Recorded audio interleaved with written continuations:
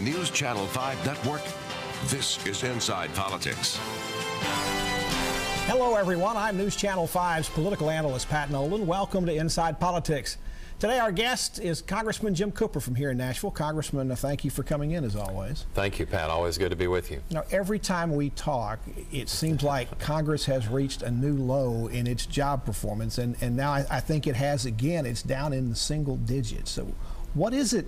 I mean, they're smart people in Washington and in Congress. What is it about them not understanding that doing the same thing over and over again is not going to get a different result? Well, you're right, Pat. Congress has reached a new low. Now, I'm doing all I can to reform Congress to make it do better, but there are enough of my colleagues there who just want to have partisan food fights. They just want to bicker all the time, and they're not putting the interests of the country first. I think that's deeply unpatriotic on their part, but they haven't been persuaded yet to act like adults. At this point, are you expecting to have to spend perhaps almost the whole month of December up there trying? There's so many fiscal issues the Congress has to address. Congress has so far delayed so much of the important work of Congress and done a lot of frivolous stuff instead that we may well be voting until Christmas Eve. I'm hoping to get a few days off between Christmas and New Year's, but it's really ridiculous how they've delayed the essential actions. Now, a lot of that delay was because people were waiting for the super committee to try to come up with a plan that was going to deal with, over a 10-year period, the deficit and the budget situation. Of course, that committee failed. Were you really surprised given the makeup of that committee? Well, I never want to be too cynical, but once again, Washington proved the deepest cynic correct. Because when the committee was set up with 6 hardcore partisans of each party, 6 hardcore Democrats, 6 hardcore Republicans, it's going to be very difficult to get anything other than stalemate, and that's in fact what happened.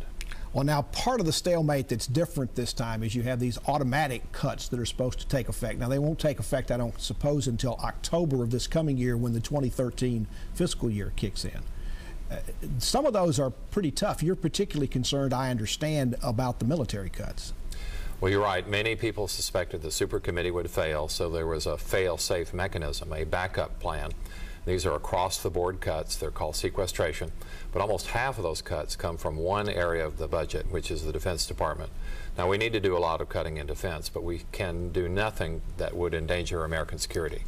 Well, I understand these cuts in terms of their size are actually smaller than the cuts that were experienced by the military after the end of the Cold War. So why can't the Defense Department take care of those? Well, the Defense Department is already planning on cutting over the next 10 years $450 billion.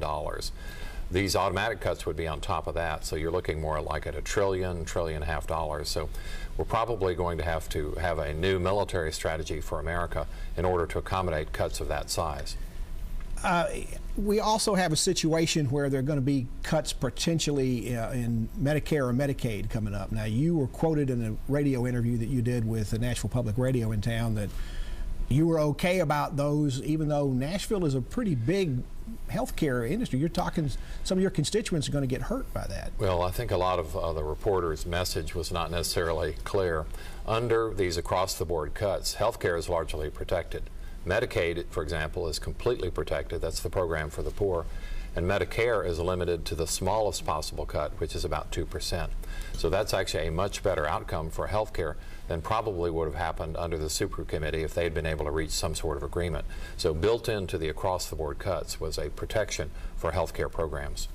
Do you expect these across-the-board cuts in any way to be changed? I thought I heard President Obama say he was going to veto any change to avoid these automatic cuts. Well, the president has said that. That's a pretty strong statement on his part.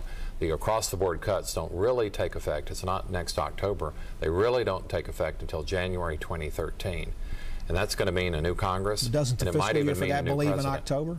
You're exactly right. The fiscal year begins in October, but this formula is jiggered by politicians to be a little bit tricky. So it doesn't really start till January 2013. So the calendar is very important in this debate.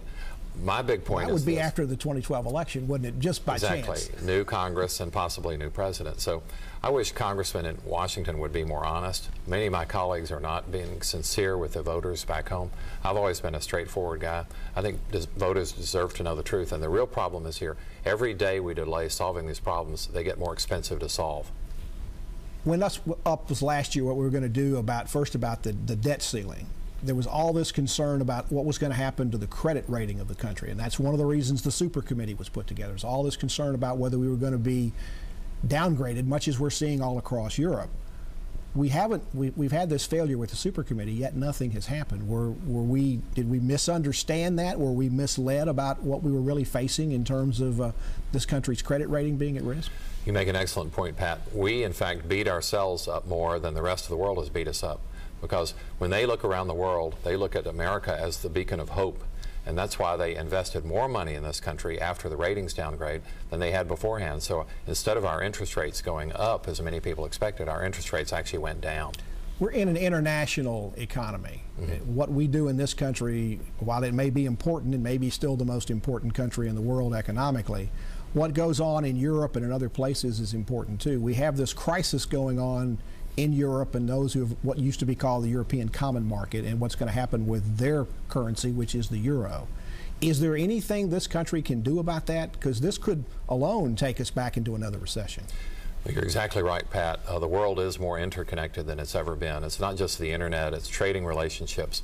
And if Europe gets a bad cold, we could well end up with pneumonia here.